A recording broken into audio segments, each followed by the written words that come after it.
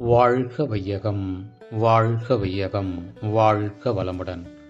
அருள் தந்தை வேதாத்ரி மகரிஷி அவர்களின் நாள் ஒரு நற்சிந்தனை.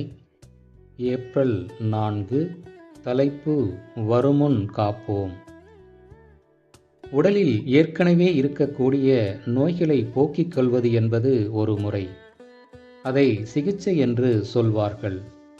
நோயை தீர்த்து கொள்வதற்கும் மேலான சிறந்த ஒரு முறை என்னவென்றால், நோய் வராமலேயே தடுத்து கொள்வது என்பதாகும்.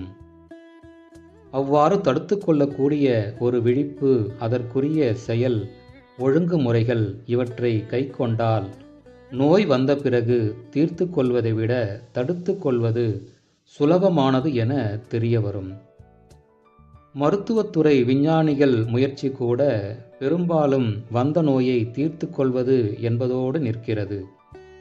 அதுவே என்ன ஆகும் என்று பார்ப்போமானால், ஒரு நோய் குறிப்பிட்ட இடத்தில் வந்ததென்றால் அந்த நோய் அந்த இடத்தை மட்டும் சேர்ந்ததாக இராது. வேறு ஏதோ ஒரு இடத்திலே, ஒரு உறுப்பிலே அது ஆரம்பித்திருக்கலாம். உதாரணமாக, அஜீரணம் இருக்கிறது என்று வைத்துக் கொள்ளுங்கள். அதனாலே தலைவலி இருக்கும். அந்த தலைவலிக்கு தைலம் போட்டுவிட்டால் அஜீரணம் போகுமா? போகாது. அதேபோல் நோய் ஒரு இடத்தில் இருக்கும். அதனுடைய அறிகுறி அல்லது வெளித்தோற்றம் வேறு இடத்தில் இருக்கும்.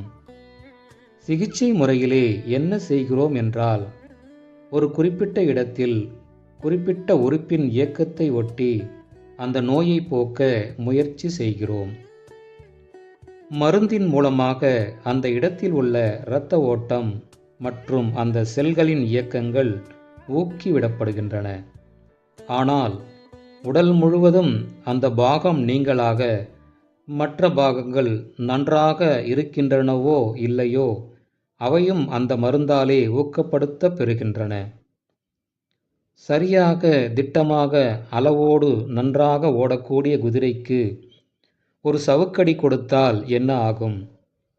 அந்த மாதிரி அனைத்து பாகங்களிலும் உள்ள இயக்கங்களும் ஆக்சிலரேட் ஆகும், அக்ரவேட் ஆகும். விளைவு தலைவலி போய் திருகுவலி வந்த கதையாகலாம். அந்த ஒரு இடத்தில் ஏற்பட்ட நோய் போகும், மற்ற இடத்தில் நோய் வரும். எனவேதான் சிகிச்சை என்பதை விட நோய் வராமல் காப்பதுதான் நல்லது. அருள் தந்தை அவர்கள். வாழ்க வளமுடன்.